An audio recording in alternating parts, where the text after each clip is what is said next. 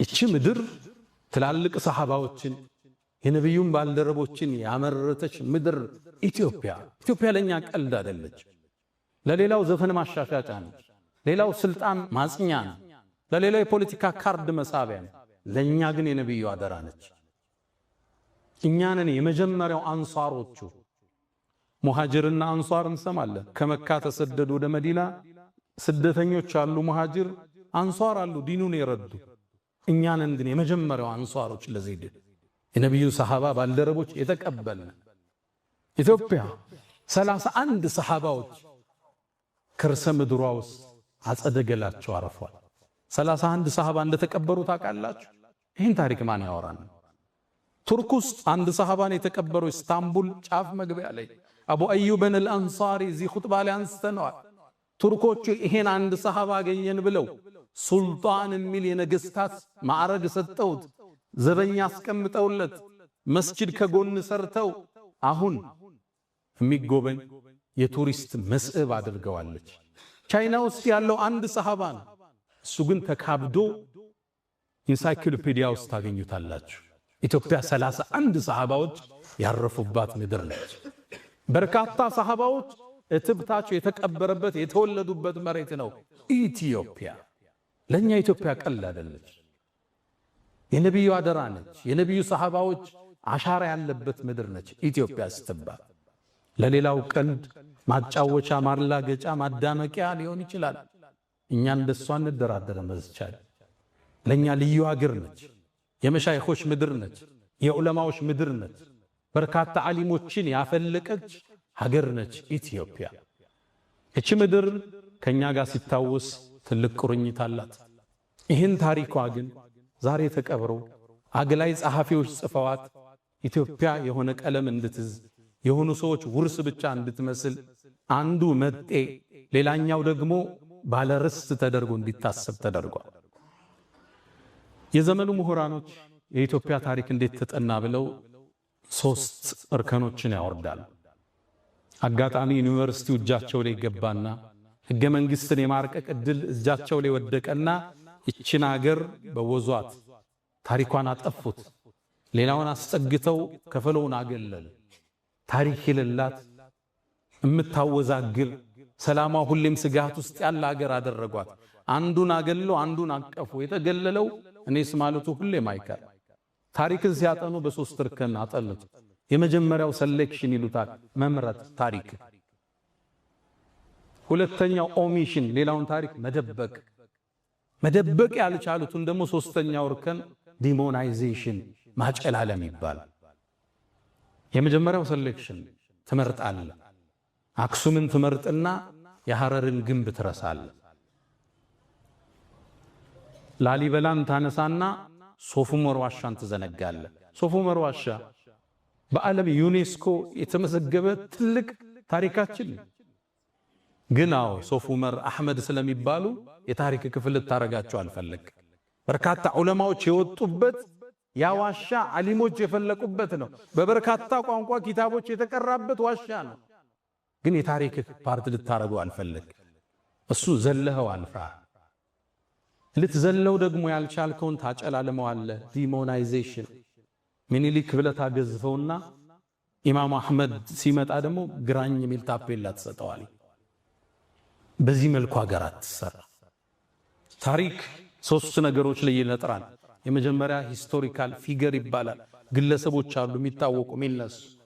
ሁለተኛው ሂስቶሪካል ኢቨንት አለ፣ የተከሰተ ክስተት አለ እንደ አድዋ አይነት እንደ ሌሎች።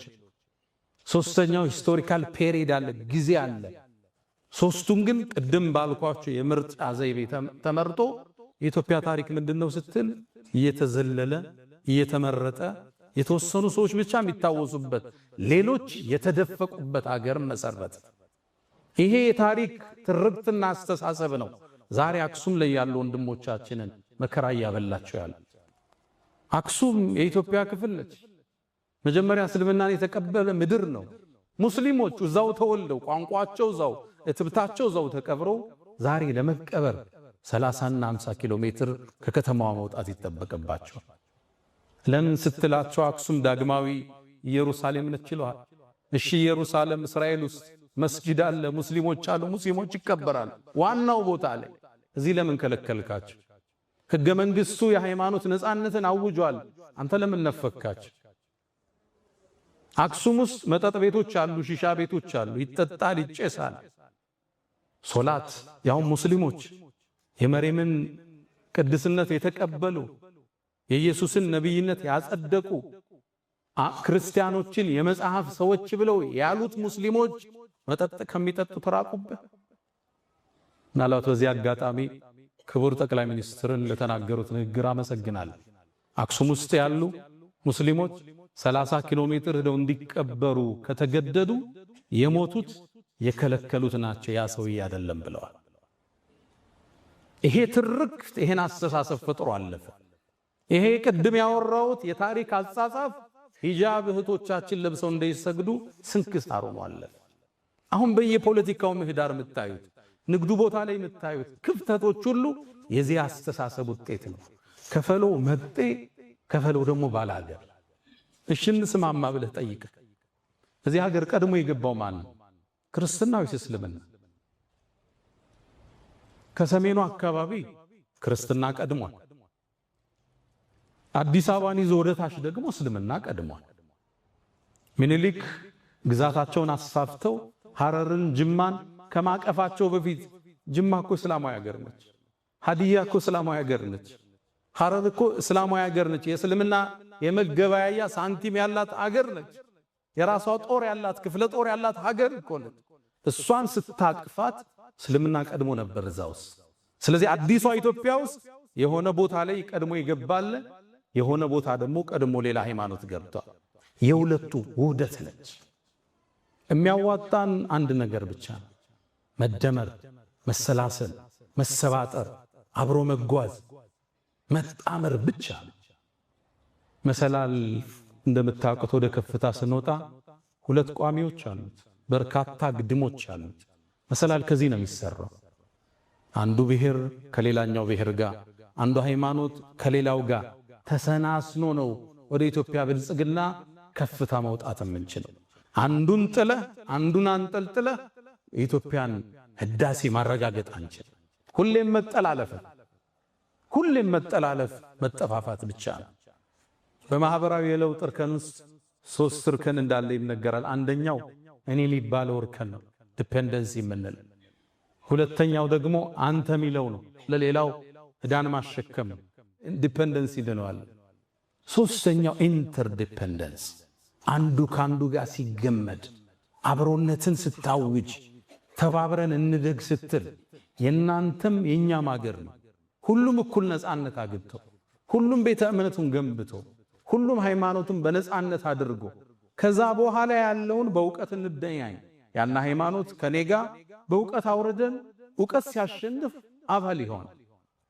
በማግለል በመግፋት ይችን ሀገር ወደ ላይ ከፍ ልናደርጋት አንችልም።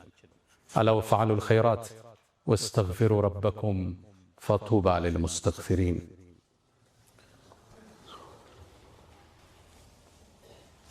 አልሐምዱሊላሂ አላ ኢሕሳኒህ ወሽክሩ ለሁ አላ ተፈዱሊህ ወምትናኒህ ወላ ኢላሃ ኢለላህ ተዕዚመን ሊሻኒህ ወሰለላሁ ወሰለመ ወባረከ አላ ረሱሊህ ወኢኽዋኒህ። አማ በዕድ ውዶች፣ ይቺ ሀገር ሰላሟ እንድታገኝ እድገቷ እንዲረጋገጥ ከፍታዋ እንዲሰምር አንዱ ብሔር አንዱን ሊገፋ አይገባ። አንዱ ሃይማኖት ከሌላው ነኝ በላይ ነኝ ብሎ ሊያውጅ አይገባ። በአብሮነት ሁሉም እኩል ተሳትፎ፣ ሁሉም ታቅፎ፣ ሁሉም ነፃነት ተሰጥቶት ከሄደ ይቺ ሀገር ከፍ ትላለች። እንደ ድሮ አንዱ አንዱን ደፍቆ የሚኖርበት ታሪክ አክትሟል፣ ተቀብረዋል። አሁን ሁሉ ጋር አቅም አለ፣ ሁሉ ጋር ቁጥር አለ፣ ሁሉ ጋር ጉልበት አለ። አሁን የሚነሳው ክፍተት፣ አሁን የሚነሱ ግጭቶች እንደ ድሮ በቀላሉ የሚቆሙ አይደለም። ውድመቱ ከባድ ነው የሚሆን። ድሮ አንዱ ኃያል ይሆንና ሌላውን ደፍጥጦ አስገብሮት ያድራል። አሁን እሱ አይደለችም የኢትዮጵያ ስሪት። ሁሉም አቅም መስርቷል። እንደ ድሮ ልደፍቀዋቸው ኢትዮጵያን ወደ ማትወጣበት ቀውስ ውስጥ ነው ከተናት የምናልፈው። በዓለማችን የቦክስ ታሪክ ውስጥ ረጅም ዙር የፈጀ የሚባል ቦክስ አለ። በ1893 7 ሰዓት ነው የፈጀ። 110 ዙር ነው የተፋለሙት። ፎቶዎችን ብታያቸው ሁለቱም ደም ለብሰዋል፣ አሸናፊውም ተሸናፊ። እንዲህ አይነት ዙር ነው ኢትዮጵያ ውስጥ የሚከሰተው። አንዱ አንዱን ቶሎ ደፍቆት የሚቆም ፍልም አይደለም የሚሆነው። አንዱ ሲነሳ አንዱ ሲመረቅዝ እችን ሀገር እንዳልነበረች እናደርጋታለን። እሱ እናንተን ላይ ያሳስባችሁ ይችላል። እኛ ግን ኢትዮጵያ ታሳስበናለች። የነብዩ አደራ ስለሆነች። ሁለተኛ ለአዲሱ ትውልድ ምክሬ በትውልድ ግንባታ ውስጥ ተስፋ መልካምን ነገር እንዲያስብ ማድረግ የማህበረሰብን የማነጫ አንዱ ቅመም። የሰው ልጅ ስታኖረው ተስፋ ሰጠው ነው። አይዞ ይነጋል፣ ችግሩ ሲበዛበት ሊነጋ ሲል ይጨላልማል እያልክ ነው ተስፋ ለሰው ልጆች የምትመግበው። ለዛ ነው ነብዩ አለይሂ ሰላቱ ወሰላም ሐዲታቸው ላይ በሽሩ ወላ ቱነፊሩ፣ አበስሩ ሰውን አታስበርግጉ ይላል። ቁርአን ላይ አላህ ይሄን ያጸነዋል። አላ ኢነ ነስረላሂ ቀሪብ፣ አዋጅ የአላህ ድል ቅርብ ነው ይላል። አለይሰ ሱብሑ ብቀሪብ፣ ንጋቱ ቅርብ አይደለም እንደ ይላል አላህ። ከጭንቀት በኋላ መፍትሄ አላህ አይዟችሁ ይላል። ትውልድ የሚታነጸው ተስፋ በመስጠት ነገ የተሻለ ይሆናል ብሎ እንዲያስብ በማድረግ እንጂ አገር ሙታለች ዳስ ጣል ብለህ ለትውልድ አይነገር። ወስያዬ ለወጣቶች እሱ ነው። ዳሱን አፍርሱትና ደስ የሚለው ተስፋ ላይ ተቀጣጩ። እቺ ሀገር የተሻለች ትሆናለች። እቺ ሀገር ከስንክሳሯ ወጣ ወደ ከፍታዋ መውጣቱ አይጠራጠር። ከውልደት በፊት እርግዝና አለ። እርግዝና ምጥ ይበዛዋል። እርግዝና ማቅለሽለሽ አለው። እርግዝና ቦሚት አለው። እርግዝና ወገብ ያማል፣ አስተኙኝ ይላል። እቺ ሀገር በምታደርገው የግንባታ ጉዞ ውስጥ ስንክሳሮች አይጠፋትም። ሙእሚን ግን የነገውን ብርሃን አሁን ላይ ቆኖ የሚያማትር ማለት ትውልድን አገር ፈርሳለች ዳስህን ጣል ተብሎ አይገነባ። ይሄ ማህበራዊ ሳይንስን የማያውቁ ግለሰቦች ናቸው። ትውልድ እንዴት እንደሚነታነጽ የሊደርሺፕን ሳይንስ የማያውቁ ገጣሚዎች፣ አዝማሪዎች ናቸው የሚሉት። ብዙ ጊዜ ችግሩ ምንድነው? ታዋቂ ሰው ስትሆኑ ማህበረሰብን አትቀላቀሉ። ይሄ ፈተና ይገጥመን። እኔ ሁሌ እላለሁ ለጓደኞቼ ከእስር በፊት ያለው እኔና ከእስር በኋላ አንድ አይደለም። እስር ቤት ውስጥ ስትገባ ሁሉም ብሔር ስታገኝ ዱርዬውን፣ ባለሀብቱን፣ ኦሮሞውን፣ አማራውን፣ ጉራጌውን አብረህ ስትኖር ስትበላ የኖረኝ ስዕል ግንዛቤላ ከዛ በፊት የነበረኝ አንድ አይደለም። ስትቀላቀለው ማህበረሰቡን በትክክል ይህችን ምድር ታውቃታለህ፣ ኢትዮጵያን ትረዳታለህ። ኢትዮጵያ የነብዩ የኛ አደራ ነች። ኢትዮጵያን መጠበቅ፣ ሰላሟን መጠበቅ፣ የጉርብትናን ሐቅ መጠበቅ፣ ለዚች ሀገር እድገት ቅድሚያ ተሰላፊ መሆን የነብዩን አደራ ከመጠበቅ ነው። ኢትዮጵያን ካልነኳችሁ አትንኳት። እሷ የእውነት ምድር ነች። እሷም ውስጥ ሰው የማይበደልበት ፍትሃዊ ንጉሥ አለ። እንድች የተባለች ምድር የለችም ዓለም ላይ። ኢትዮጵያ የነብዩ አደራ፣ የሰሃቦቹ ውርስ፣ እትብታቸውም አጸደ ቀላቸውም ያረፈችባት ታላቅ ምድር ኢትዮጵያ። እኛ አንድ ከሆነ ከተሰባጠርን፣ ከተግባባን ይችን ሀገር ወደ ከፍታ ማውጣታችን የሚቀር አይደለም።